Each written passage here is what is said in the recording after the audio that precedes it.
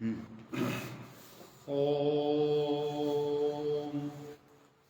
तत्त्वार्थदर्शिधिषणाभरणप्रवीणां वीणागुणस्वर समीरणलब्धवर्णां वाणीमणीयसि चिदावरणे निषण्णां पुण्योपमीय चरणां शरणं प्रपद्ये।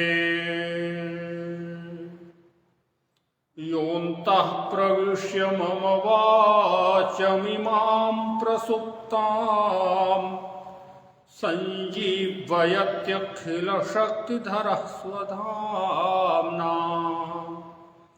न्यांस्य हस्तचरणश्रवणत्वगादीन् प्राणान् नमो भगवते पुरुषाय तुभ्यम्।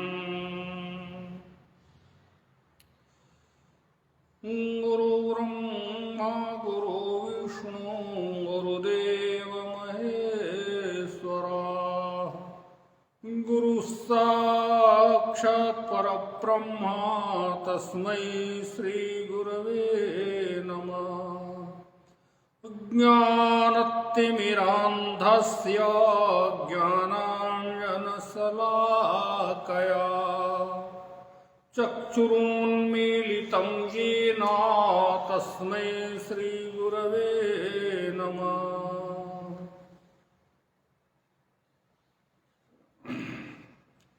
महर्षि सांदीपनि राष्ट्रीय वेद विद्या प्रतिष्ठान के द्वारा संचालित सभी के लिए वेद कक्षा के इस पावन प्रकल्प में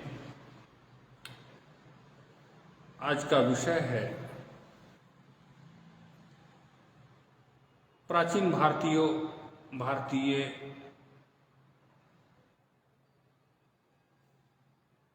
व्यवहार एवं चिंतन पद्धति। वैदिक वाङ्मय में जो हमें जीवन पद्धति प्राप्त होती है उसके विषय में थोड़ा सा हम लोग चिंतन करेंगे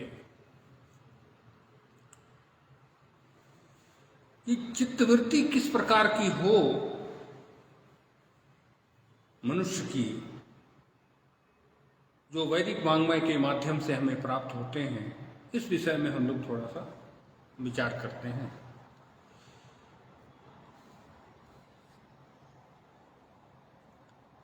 हमारा जो जीवन प्रणाली है प्राचीन काल से, अथवा यूं कहें कि सृष्टि काल से ही, सृष्टि के आरंभ से ही, तो इसमें धर्म की प्रधानता,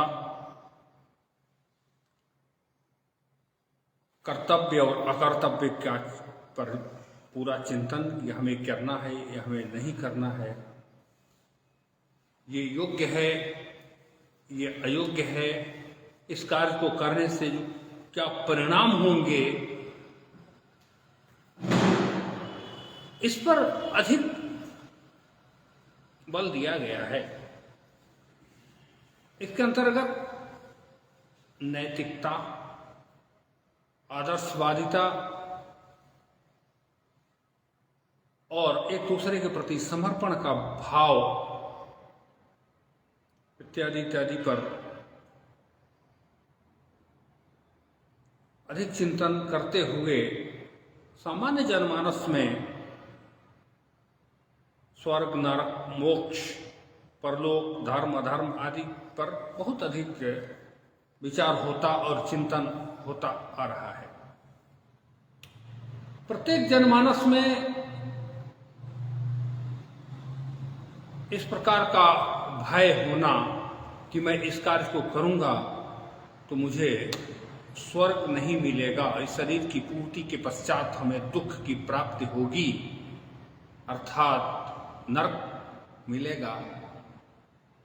इस प्रकार की धारणा, और अच्छा कार्य करूंगा तो इस शरीर के पूर्ण होने के पश्चात हमें हमारा आगे का समय सुखमय व्यतीत होगा, ये स्वर्ग की कामना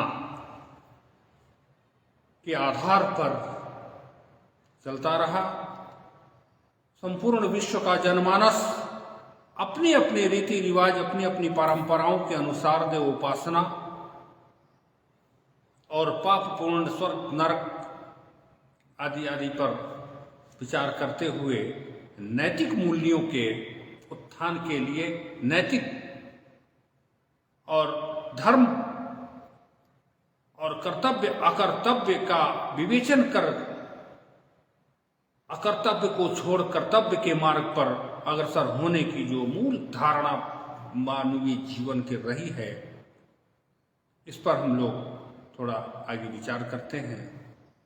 भारतीय चिंतन प्रणाली में एक बहुत प्रसिद्ध श्लोक प्राप्त होता है इसी दिशा में, सर्वे भवन्तु सुखिनः सर्वे सन्तु निरामया सर्वे भद्राणि पश्यन्तु मा कश्चित् दुःख भाग् भवेत्। ये हमारी चिंतन धारा की आधारशिला है कि मेरी चित्तवृत्ति में इस प्रकार का भाव आए कि सभी प्राणी सुखी रहें,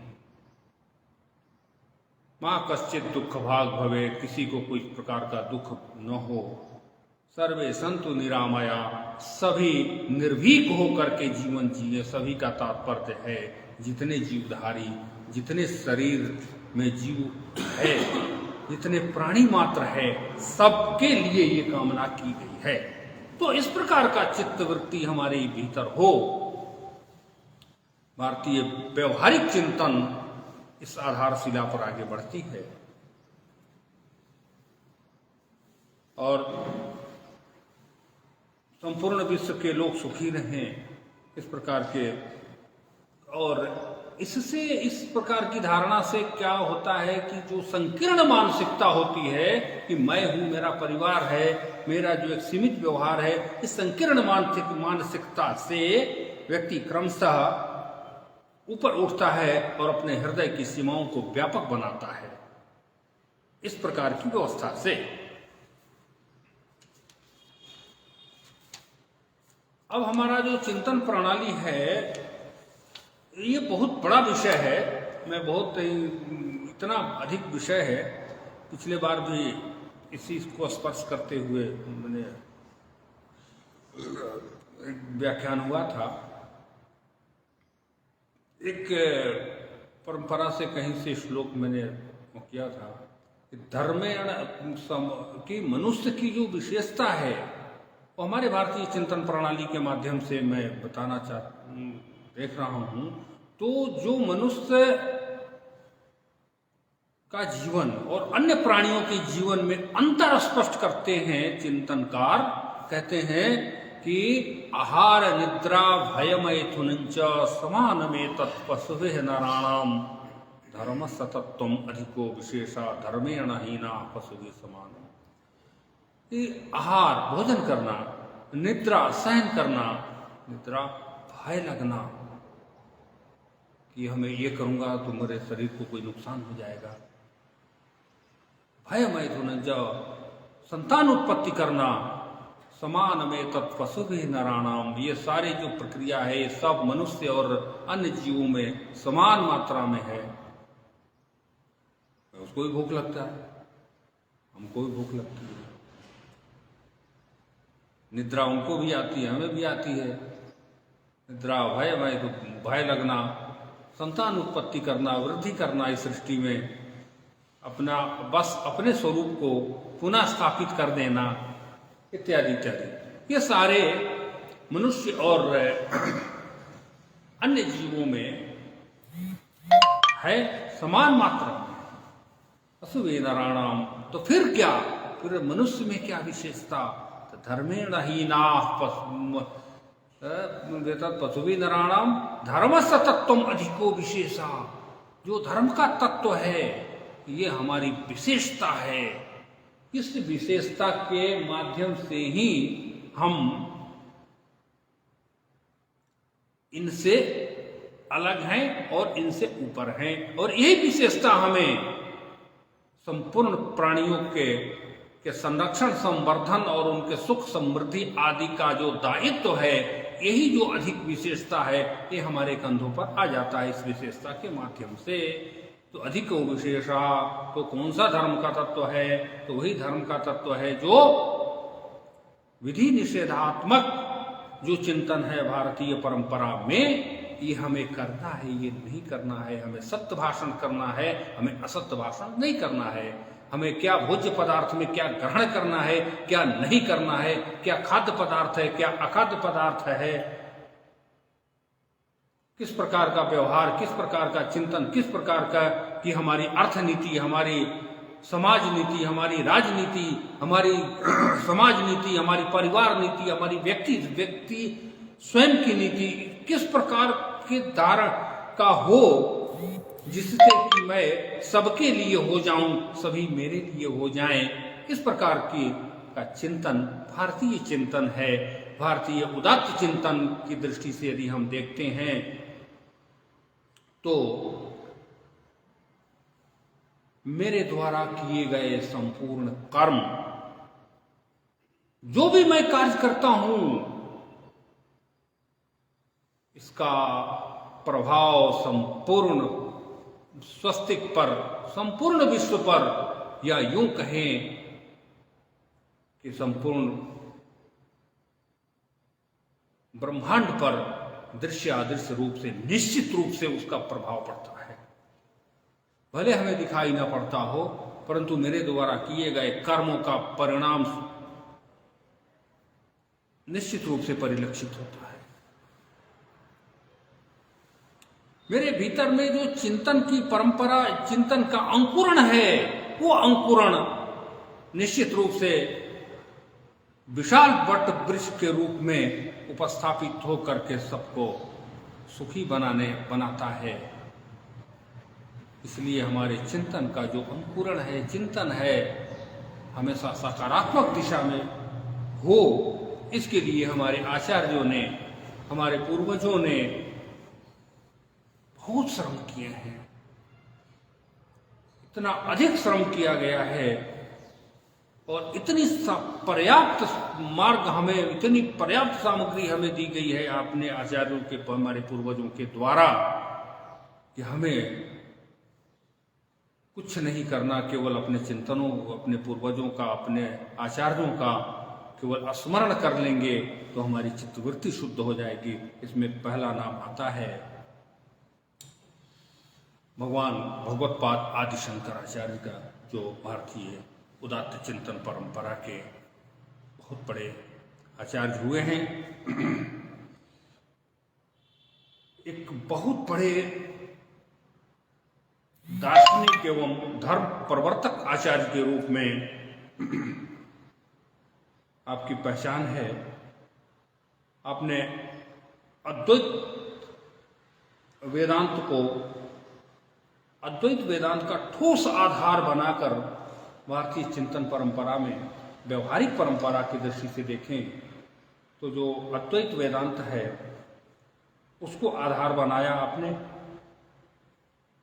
और सनातन परंपरा को के विचारों को एकीकरण कर ब्रह्म सूत्र की व्याख्या की। अद्वैत वेदांत को आधार बनाकर ब्रह्मसूत्र, गीता आदि का जिन्होंने भाष्य किया है, आदि शंकराचार्य के विचारों और उपदेश, विचार और उपदेश आत्मा और परमात्मा की एकता पर आधारित है। अब यहाँ विचार ये आता है कि हमारी जो आत्मा है वो ईश्वर का अंश है। तो ईश्वर का अंश जो मेरी अंतरात्मा है, तो जब हम ईश्वर ही हैं, अर्थात अंत में इन्होंने कहा कि अहम ब्रह्मास्मि, मैं ही ब्रह्म हूं, तो अंश और अंशी में भेद न रह जाए। अंश और अंशी में कोई भेद नहीं होता। तो उस अद्वैत अर्थात हम दो नहीं हैं, हम एक ही हैं। अद्वैत जो एक हो, दिखता हो अलग अलग, परंतु वो अद्वैत भाव है, अद्वैत है, अर्थात दोनों मिलकर एक ही है। इस प्रकार का जो दार्शनिक चिंतन भगवत्पाद आदि शंकर का है, उसको इस आधार पर आपने जो चिंतन की विशाल परंपरा स्थापित की है, इसमें इनके चिंतन में सगुण और निर्गुण दोनों ही का स्वरूप में होता है। सगुण, इनके अनुसार सगुण और निर्गुण दोनों ही स्वरूप में रहता है। उन्होंने वेदों में लिखे, ये वेदों में लिखे ज्ञान को एकमात्र ईश्वर समझा और उसका प्रचार प्रसार किया। अब वो अभी हम लोग ये विचार करें कि जो निर्गुण है और सगुण है, तो निर्गुण तो ईश्वर है ही है, परंतु जो सगुणाकार ईश्वर है और निर्गुणाकार ईश्वर है, दोनों में कोई भेद भी नहीं है। दोनों में भेद नहीं है और अद्वैत है। जो सृष्टि है वही ब्रह्म है और जो ब्रह्म है वही सृष्टि है, और सृष्टि के अंतर्गत हम भी आ जाते हैं और संपूर्ण प्राणी मात्र आ जाते हैं। तो ईश्वर का जो निराकार स्वरूप है और जो साकार स्वरूप है, दोनों स्वरूप को में एक रूपता की जो धारणा और एक रूपता का जो सिद्धांत स्थापित किया भगवत्पाद आचार्य आदि शंकराचार्य ने, इस प्रकार का सिद्धांत विश्व में कहीं ये सर्वोच्च दार्शनिक परंपरा का परिचायक है। संपूर्ण दर्शन की परंपरा में यदि पाश्चात्य और भारतीय दोनों ही परंपराओं को यदि देखते हैं, 6 भारतीय दर्शन और 6 पाश्चात्य दर्शन, इन सबकी दृष्टि में यदि देखा जाए तो भगवत्पाद का जो दर्शन है, अद्वैत सिद्धांत, ये सर्वोच्च है। ये कहने में हमें संकोच नहीं होता, बिल्कुल गर्व के साथ कहते हैं कि भगवत्पाद का जो सिद्धांत है अद्वैत, ये सर्वोच्च सिद्धांत है। इस सिद्धांत पर आधारित हमारी जो चिंतन परंपरा चली, इसके माध्यम से यदि हम देखें तो अद्वैत का जो भाव आता है हमें कि इनमें कोई भेद नहीं है, उनमें कोई भेद नहीं है, सब मिलकर के हम एक हैं, एक ही ब्रह्म हैं। तो यदि मैं मान लूं, एक बहुत छोटी सी कथा आती है कि कोई गुरु के पास कोई शिष्य जाते हैं, तो गुरु उनको पूरा उपदेश शिक्षा से परिपूर्ण करने के पश्चात उनको भेजते हैं। अंत में बताते हैं कि हमारा सिद्धांत है हम ब्रह्मास्मि, मैं ही ब्रह्म हूं। तो उसने पूछा, गुरुजी मैं ब्रह्म हूं? बोला हाँ बिल्कुल ब्रह्म हो आप। बोला ठीक है, चल दिया। किसी गांव में गए, रात्रि विश्राम किए, फिर आगे बढ़े। बढ़ते बढ़ते कहीं जा रहे थे, लोगों ने मना किया कि आगे मत जाना, मतवाला हाथी उधर है, कोई जाता नहीं है, हाथी मार देता है सबको। बोला ऐसा थोड़ी होता है, हमारे गुरुजी ने बोला कि हम ब्रह्मास्मि, मैं तो ब्रह्म हूं, हमको हाथी क्या कर लेगा। वो बहुत मना करने के बाद वो मानते नहीं, चले जाते हैं। फिर वो मतवाला हाथी देखता है अपने, तो देखते ही वो तो एक सूंड मारा, पता नहीं कहाँ दूर गिरे जाकर, जैसे तैसे बचकर आए। फिर वो सीधे बचने के बाद सीधे अपने गुरुजी के पास जाते हैं। वहाँ बड़े नाराज होते हैं कि आपने बोला कि ब्रह्म हूँ मैं, और आपने वो हाथी तो मुझे मार डाला, हम तो मर ही जाते, किसी बचकर के आया हूँ, ये कौन सी उल्टी शिक्षा दे दी आपने। तो गुरुदेव ने कहा कि यही तो दिक्कत है, आपने अपने भीतर के ब्रह्म को पहचान करके अभिमान कर लिया। क्यों? तो आपने उस हाथी के भीतर में जो ब्रह्म है उसको नहीं पहचाना आपने। तो तात्पर्य है कि सब में ईश्वर है। अपने आप को ये अभिमान न करने की मैं ही ईश्वर हूं और मैं ब्रह्म का अंश हूं। तो इस प्रकार के जीव मात्र, जितने प्राणियों को मात्र और जितने दृश्य अदृश्य तत्व इस सृष्टि में विद्यमान है, सब का सब ईश्वर का ही है अंश। अगर ऐसी धारणा, इस प्रकार का चिंतन प्रणाली हमें विकसित हो गई, तो फिर तो न द्वेष रहेगा, न रागत द्वेष, न युद्ध होंगे, न द्वेष रहेगा। सबके प्रति सद्भाव पूर्वक के सृष्टि, संसार बहुत, जिसे कहते हैं ना, मधुपातारितायते मधुक्षरंति सिंधवा, मधुमय ये संसार हो जाएगा। इसी के साथ हमारा जो चिंतन परंपरा की जो बात आती है, उन्होंने प्रचार भागवतपाद ने वेदों के इस मूल सिद्धांत का प्रचार प्रसार किया, और इसी को दृष्टि में रखते हुए कि ये मूल सिद्धांत का जो प्रसारण है वो इस भारत के 4 कोने में 4 मठामनाए स्थापित करके इस महनीय और पुनीत चिंतन परंपरा को सुचारू रूप से संचालित करने के लिए 4 मठामनायों की स्थापना की गई आपके द्वारा। आगे भारतीय चिंतकों में श्रीमन रामानुजाचार्य जी का नाम आता है। आप विशिष्टाद्वैत दर्शन के प्रवर्तक आचार्य रहे हैं। रामानुजाचार्य के दर्शन में सत्य या परम सत्य से संबंध में 3 स्तर बताए गए हैं। ब्रह्म अर्थात ईश्वर, चित्त और आत्म तत्व। ईश्वर, चित्त और आत्म तत्व, ये 3 सिद्धांत रामानुजाचार्य जी के द्वारा स्थापित है। आत्म तत्व और अचित अर्थात प्रकृति तत्व, ये 3 है। ईश्वर, आत्मा और प्रकृति, ये मुख्य रूप से 3 आ गया। भगवत्पाद में क्या, आदि शंकराचार्य में क्या अंतर है कि अद्वैत है, किसी प्रकार का द्वैत नहीं है, सब एक है। परंतु यहां विभाजन करते हैं कि ब्रह्म, आत्मा और प्रकृति, ये 3 को सिद्धांत बना करके भगवत श्रीमद रामानुजाचार्य जी महाराज का ये दर्शन आज विशिष्टाद्वैत नाम से प्रसिद्ध है। इतनी समृद्धशाली हमारी भारतीय परंपरा और यहाँ की चिंतन परंपरा रही है कि विभिन्न आचार्यों ने उसी उद्देश्य की पूर्ति के लिए विभिन्न मतों को स्थापित किया और किसी भी मत में कहीं भी मतांतर दिखाई नहीं पड़ता, कहीं किसी से द्वेष दिखाई नहीं पड़ता।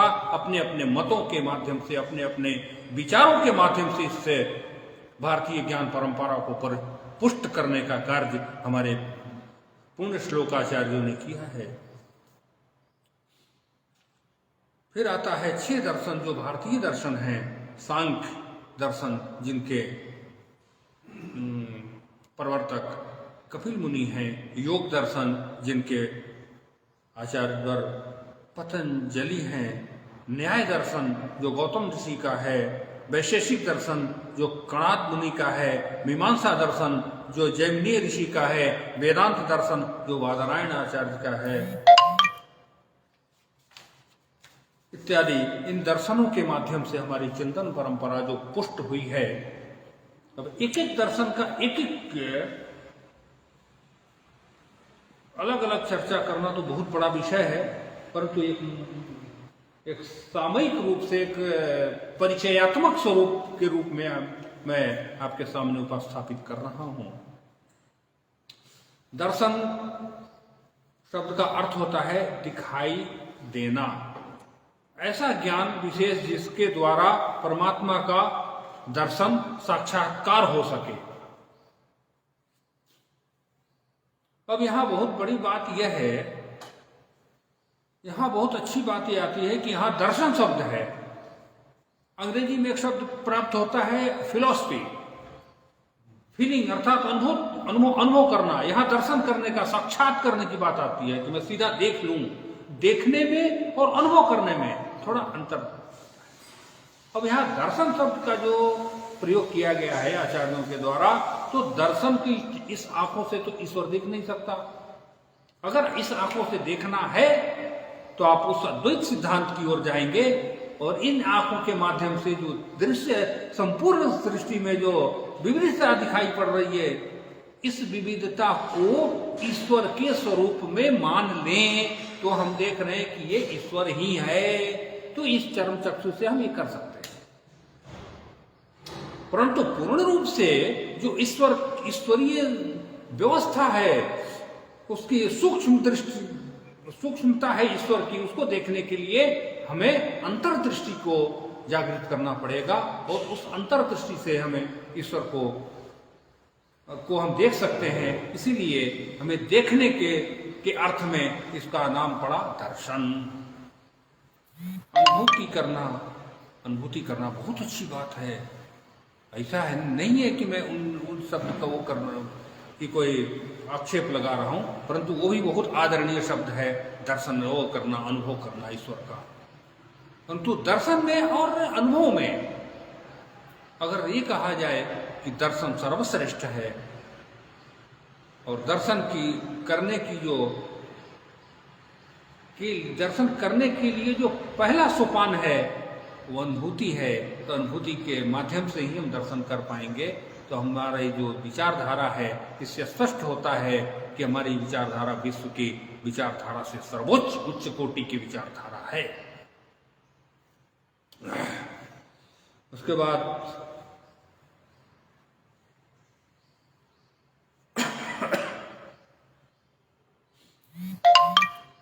अभी हमने देखा कि कई प्रकार के 6 प्रकार के दर्शन, भारतीय दर्शन की चर्चा की गई थी। इसमें प्रत्येक 6 प्रकार का विवेचन है। इनके अतिरिक्त संख्या उपनिषदों में इनके सबके अब 6 प्रकार के जो दर्शन है, जो हम लोग जानते हैं ना कि जो वेद के 3 कांड है ना, जो ज्ञान कांड है, उपनिषद कांड, उपनिषद भाग, तो इन उपनिषद भाग में ये 6 दर्शन का संकेत प्राप्त होता है अलग अलग। क्योंकि सब जितने भी वो है ज्ञान है संसार में, सबके सब वेदों के गर्भ से ही प्राप्त होते हैं। सबका मूल वही है। नदी में जो जल दिखाई पड़ते हैं इतनी मात्रा में, तो पहाड़ों में जाकर देखा जाए तो कहीं से थोड़ा सा जल निकल रहा है, कहीं से थोड़ा सा निकल रहा है, कहीं से थोड़ा, वो सबका सब समेटते हुए उस जल राशि को, जब वो मैदानी क्षेत्र में वो जल राशि आता है वो बहुत बड़ा दिखाई पड़ता है कि जल राशि है। परंतु उपनिषदों इसी प्रकार से उपनिषदों में कहीं कहीं छोटे छोटे अंश में इन सब का बीजारोपण किया गया है। वही पल्लव हमारे आचार्य पुण्य श्लोक आचार्यों के द्वारा उसको पल्लवित करके उसी सिद्धांत को, उस वैदिक सिद्धांत को अलग अलग दृष्टि से पल्लवित करके हमारे सम्मुख रखा गया है। यही जो हमारा है 6 दर्शनों के रूप में प्राप्त होता है। कालांतर में इन 6 दर्शनों पर विविध प्रकार के अनेक आचार्यों ने अपना अपना श्रम किया और अपने अपने श्रम के अनुसार उस सिद्धांत को आगे बढ़ाने के लिए अपने अपने दृष्टि से, अपने अपने परिश्रम से इसको और पल्लवित करते गए। तो ये जो सिद्धांत है हमारे 6 सिद्धांत, 6 दर्शन, भारतीय दर्शन। उसके बाद आता है इसके प्रारंभ में प्रत्येक दर्शन का आधार ग्रंथ एक ही दर्शन सूत्र है। सूत्र शब्द की बात करते हैं। भारतीय दर्शन की एक अद्भुत शैली है, विशेषता है भारतीय दर्शन में। क्या है वो विशेषता? कि कुछ शब्दों के सिद्धांत के सार का संकेत सूत्रों में रहता है। अब वो बहुत ये चीज भारतीय जो ऋषि परंपरा है इसी में प्राप्त होती है कि जो सूत्रों में बहुत विस्तार का जो विषय होता है उसके कम शब्दों में, कम अक्षरों में उसको सूत्रात्मक रूप से, संकेतात्मक रूप से हमारे सम्मुख उपस्थापित कर देते हैं। तो ये ब्रह्म सूत्र का एक वो है कि ब्रह्म सूत्र ही सभी दर्शनों का मूल है, जिसमें सूत्रात्मक स्वरूप में वो उपस्थापित है। और उस सूत्रात्मक स्वरूप को आगे चलकर के विस्तारित रूप से विस्तार दे करके उसको दर्शन का आकार हमारे पूर्वाचार्यों ने किया है।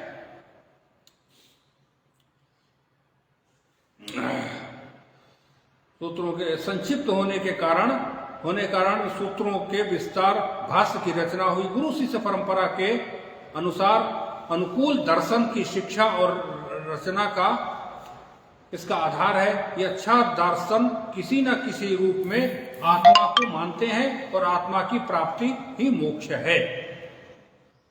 ये हमारा जो 6 भारतीय दर्शन है इसका मूल आत्मा ही है। आत्मा और मोक्ष, बीच में जो प्रकृति आती है, जो संसार आता है, इस संसार के बंधनों से, इस संसार की जो व्यवस्था है, इन व्यवस्थाओं में जीते हुए, इस व्यवस्थाओं में रहते हुए अपनी जो मूल, अपना जो तत्व है, अंतरात्मा है, उस अंतरात्मा तक की जो यात्रा करना होता है, जो वह संसार के संपूर्ण तत्वों की यात्रा करते हुए धीरे धीरे अपनी अंतरात्मा, अपनी आत्मा की ओर, आत्मा जहां स्थिर है उस वहां तक मेरी चित्त की वृत्ति यात्रा करते हुए अपनी आत्मा तक आ जाए, इसे कहते हैं आत्मान्वेषी। आत्मान्वेषी माने आत्मा की खोज करने वाले व्यक्ति। तो प्राय भारत के सभी दर्शन आत्मा और मोक्ष, मोक्ष का तात्पर्य हमारे दर्शनों में ये कहा गया है कि जो शरीर है ये पुनः सृष्टि में जन्म न ले, क्योंकि वो अंतरात्मा ईश्वर का अंश है, ईश्वर ही है वो अंतरात्मा। तो जब हमारी यात्रा वहां तक पूर्ण हो जाती है, ईश्वर तक पूर्ण हो जाती है, आत्मा में हम जब समाहित हो जाते हैं, तो फिर उसको शरीर में आने का कोई तात्पर्य नहीं है। यही हमारी दर्शन का वो है। पहले आता है सांख्य दर्शन। सांख्य दर्शन के अनुसार विवेकशील बुद्धि प्राप्त करने के लिए प्रयास करने चाहिए, जो हमें वास्तविक प्रकृति को समझने में सहायता करती है। विवेकशील बुद्धि, विवेक कहते हैं विवेचनात्मक जो बुद्धि हो। दो प्रकार की बात आती है विवेक में। विवेकात्मक बुद्धि अर्थात किसी भी वस्तु के विषय में सम्यक रूप से जानने की जो प्रवृत्ति है वो विवेकात्मक प्रवृत्ति है। सम्यक रूप से फूल खिला है, पीला फूल है, बस करके चल दिए। अब वो पीले फूल में क्या क्या तत्व निहित है, इसको खोजने की जो दृष्टि हो, तो इस प्रकार से अन्वेषणात्मक जो हमारी चित्तवृत्ति दृष्टि है, हमेशा चिंतनशील प्रवृत्ति, इस प्रकार के जो प्रकृति में क्या क्या तत्व हैं उस पर चिंतन करना, उस पर मनन करना। जब हम शुद्ध रूप से, शुद्ध आत्मा से जब किसी चीज की, शुद्ध मन से किसी का चिंतन करते हैं, तो उस विषय में ज्ञान का जो परत है, परत दर परत, उस विषय का ज्ञान मेरे भीतर अपने स्वतः खुलता चला जाता है।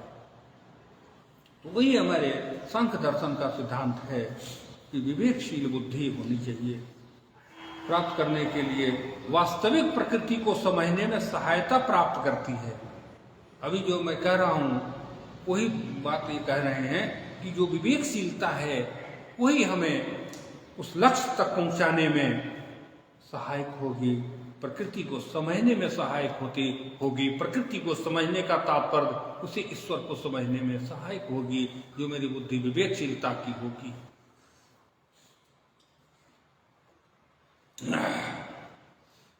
महर्षि कपिल मुनि सांख्य दर्शन के प्रवर्तक आचार्य रहे, जिनको हम लोग ईश्वर का अवतार मानते हैं, जिनकी श्रीमद् भागवत में बड़ा विस्तार से चर्चा आती है।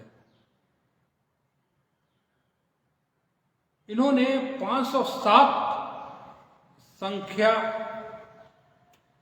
इनके द्वारा जो सांख्य दर्शन है, 527 सांख्य सूत्रों की रचना की है इन्होंने, जिनमें 6 अध्याय में, जिसको 6 अध्याय में विभाजित किया गया है। प्रथम अध्याय में विषय निरूपण है, द्वितीय अध्याय में प्रधान कार्य है, तृतीय अध्याय में विषयों से वैराग्य है, चतुर्थ में विरक्त पिंगला कुमारियों की आख्यायिकाएं हैं, पंचम अध्याय में परपक्षी निर्णय है, षष्ठम में अध्याय में सभी का अर्थ संक्षेप है। इस प्रकार से भगवान कपिल मुनि का ये दर्शन प्राप्त होता है। योग दर्शन जो भगवान पतंजलि जी का है, उसमें 4 भागों में विभाजित किया गया है। ये सारे भारतीय चिंतन परंपरा में विचारों का जो इतना विशाल है, उसको संक्षिप्त रूप में आपके सम्मुख थोड़ा सा और रख करके करूंगा। भगवान पतंजलि ने अपने विचारों को 4 भाग में विभाजित किया है। समाधिपाद, साधनपाद, विभूतिपाद, कैवल्यपाद, इनके 195 सूत्र हैं। समाधिपात के प्रथम 2 सूत्र बहुत सारगर्भित हैं। वो कौन सा है समाधिपात का? अथ योगानुशासनम, एक योगश्चित्त वृत्ति निरोधा, अपने चित्त को की वृत्तियों को नियंत्रण में रखना, ये योग है। यह सिद्धांत हमारे भगवान पतंजलि जी का है।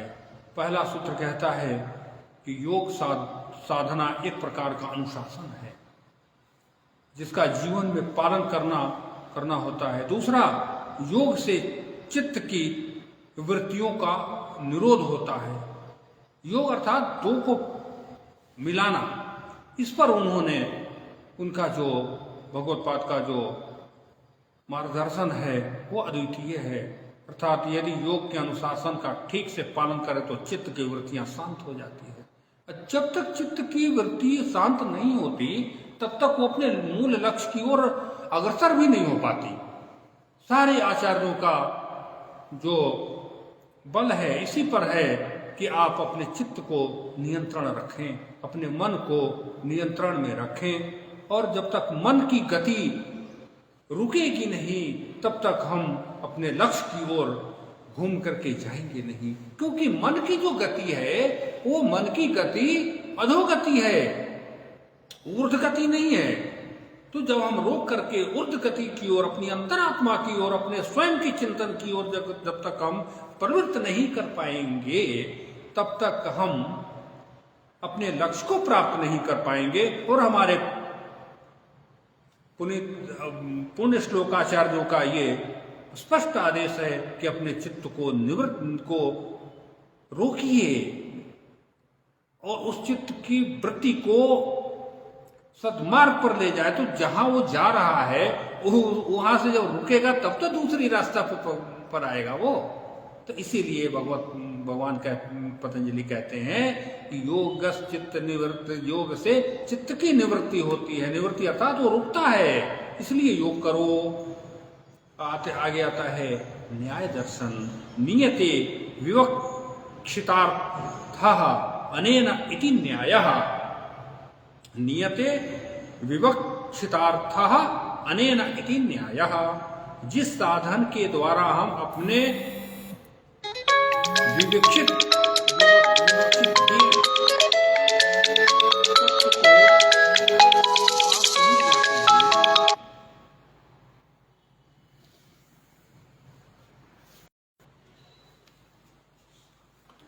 वे कहते हैं कि जिस तत्व के,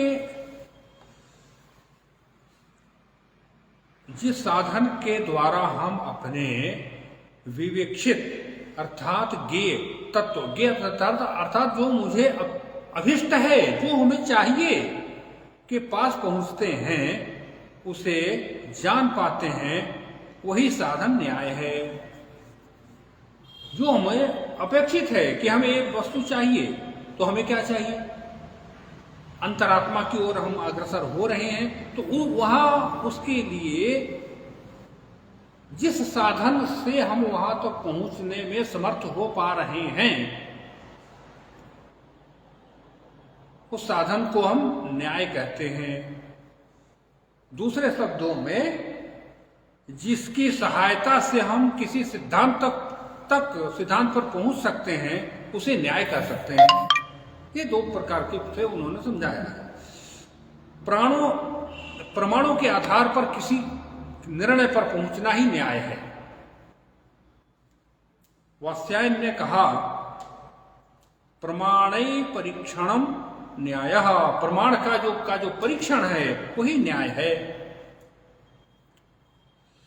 प्रमाणों द्वारा अर्थ सिद्धांत, प्रमाणों द्वारा अर्थ का परीक्षण ही न्याय है। प्रमाणों के अब कितना बड़ा विचार है सामाजिक दृष्टि से,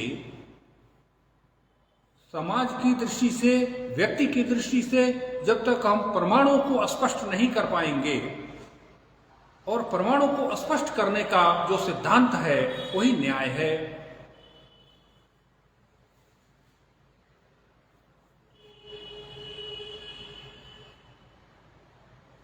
इसीलिए विचारों एवं सिद्धांतों एवं प्रतिपक्षी के सैद्धांतिक आघातों से अपने सिद्धांत की रक्षा कर सकता है। यदि हम अपने सिद्धांत की रक्षा करना चाहते हैं तो प्रतिपक्षी द्वारा दिए गए विचारों को अपने द्वारा किस प्रकार से, किस प्रमाण से हम सिद्ध कर सकते हैं, किस न्याय से, किस बुद्धि विन्यास से, किस प्रकार से हम अपने सिद्धांतों को ठीक से उपस्थापित कर सकते हैं, इसका नाम है न्याय। फिर आता है वैशेषिक दर्शन। वैशेषिक दर्शन में कहा गया है कि वस्तु का, सामग्री का पूर्ण ज्ञान होने पर संबंधी कार्य में किसी प्रकार की कठिनाई नहीं होती है। क्या बढ़िया सिद्धांत है। जब तक हम अधूरा ज्ञान रखेंगे तब तक हम उसका पूर्णतया उपयोग नहीं कर पाएंगे और न उस प्रकार से उसमें प्रवृत्त हो पाएंगे। इसलिए हमें किसी भी वस्तु में जाने के लिए जो पूर्णतया ज्ञान की ठीक से समझने की जो प्रक्रिया है, जो साधन है, उसको समझना। अब यहाँ हमारा दार्शनिक लक्ष्य क्या है? आत्मा और ईश्वर और जगत। तो यहाँ उसकी चर्चा कर रहे हैं और यही संसार का मूल है। तो इस दर्शन के अनुसार वस्तु का पूर्ण ज्ञान होने पर संबंधी कार्य में कोई कठिनाई नहीं आती। तो पूर्ण ज्ञान वस्तु का कैसे हो पाएगा? उसके लिए जो सिद्धांत हमारे आचार्यों ने स्थापित किया है, यह है वैशेषिक दर्शन। मीमांसा दर्शन विचारों का दर्शन है, जिज्ञासा का दर्शन है। ये कार्य हो रहा है तो क्यों हो रहा है, इसका क्या परिणाम होगा, इस पर जो क्रियात्मक स्वरूप जो है, यज्ञात्मक। हालांकि यहाँ अपने यहाँ मीमांसा में यज्ञ को, जो यज्ञीय तत्व है सृष्टि में, या हम वैदिक यज्ञ करते हैं तो उसमें जो जिज्ञासाएं उत्पन्न होती है कि इस कार्य का क्या तात्पर्य है, क्या परिणाम है, क्या स्वरूप है, इस पर जो विचार आते हैं, उसके उत्तर पक्ष आते हैं, उसके पूर्व पक्ष आते हैं, ये सारे विचार अर्थात मीमांसा। फिर आगे उसमें कहते हैं अथा तो धर्म जिज्ञासा। जिज्ञासा, धर्म की जिज्ञासा। अभी अपने एक श्लोक में कहा ना, धर्म सतत्वम अधिको विशेषा। तो वो जो अधिको विशेषा जो धर्म तत्व है वो धर्म है। तो फिर यहाँ कहते हैं कि धर्म तो कि था तो धर्म जिज्ञासा, वो धर्म क्या है इसके लिए जिज्ञासा करते हैं। तो मीमांसा दर्शन, धर्म जिज्ञासा। और फिर आता है वेदांत दर्शन। वेदस्य अन्यः इति वेदान्तः, वेदस्य अन्तः इति वेदान्तः। जो वेद का संपूर्ण वो है, वेद का जो अंतिम भाग है, ज्ञान कांड है, वो वेदांत है। जो व्यक्ति अपने लक्ष्य तक पहुंच जाए और सभी दर्शनों का जो मूल बीजारोपण है भारतीय 6 दर्शनों का, वो दर्शन वो वेदांत है। और स्पष्ट कहा गया है सर्वम वेदाः प्रसिद्धति, सब कुछ वेदों में निहित है। इस दृष्टि से हमारी जो चिंतन परंपरा है, भारतीय चिंतन परंपरा, उदात्त से लेकर छोटी छोटी बातों से लेकर बड़ी बड़ी बातों तक हमारा मूल लक्ष्य जो है ईश्वर, जीव और जगत, जिसमें भगवान आदि शंकराचार्य का स्पष्ट चिंतन है। और विभिन्न आचार्यों के द्वारा उस ज्ञान परंपरा को अपनी अपनी दृष्टि से अपने अपने लक्ष्य तो एक ही है हमारे, हम सभी का, चाहे वो पाश्चात्य 6 दर्शन हो या भारतीय 6 दर्शन हो या जैन दर्शन हो, बौद्ध दर्शन हो, सुकरात हो या कोई भी दर्शन हो, उनका लक्ष्य यही है कि मैं ईश्वर को प्राप्त करूं, अर्थात अंतरात्मा को प्राप्त करूं। तो जो संसाधन हमारे भारतीय आचार्यों ने दी है वो विविध प्रकार से दी है, चाहे वो कपिल मुनि हो, भगवत्पाद आदि शंकर का अद्वैत सिद्धांत हो, रामानुज आचार्य जी का अद्वैत सिद्धांत हो। इन सिद्धांतों के आधार पर वैचारिक सबसे बड़ी बात यह है हमारे यहाँ कि इन विचारों में विविधता होने पर भी एक दूसरे के विचारों का सम्मान किया गया। ये भारत का भारतत्व है और विचार की पुष्टता है, और हमारी ये बहुत बड़ी गरिमा है भारत की भूमि की कि विचारों में भेद होने पर भी परस्पर सम्मान का भाव होना, ये भारत का सबसे बड़ी उदात्त परंपरा है। अन्य जगह ऐसा बहुत कम दिखने को मिलता है। इन्हीं शब्दों के साथ अपने पूर्ववर्ती आचार्यों को सादर चरण स्पर्श प्रणाम करता हूं, जिनके माध्यम से ज्ञान परंपरा अत्यावधि सुरक्षित है। धन्यवाद, नमस्कार।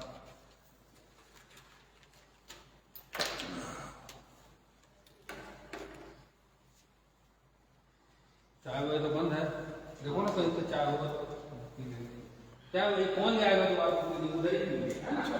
हाँ, उधर ही पिलाएंगे। इसको बंद कर दीजिए, मेरे को याद नहीं है, आप कर दोगे?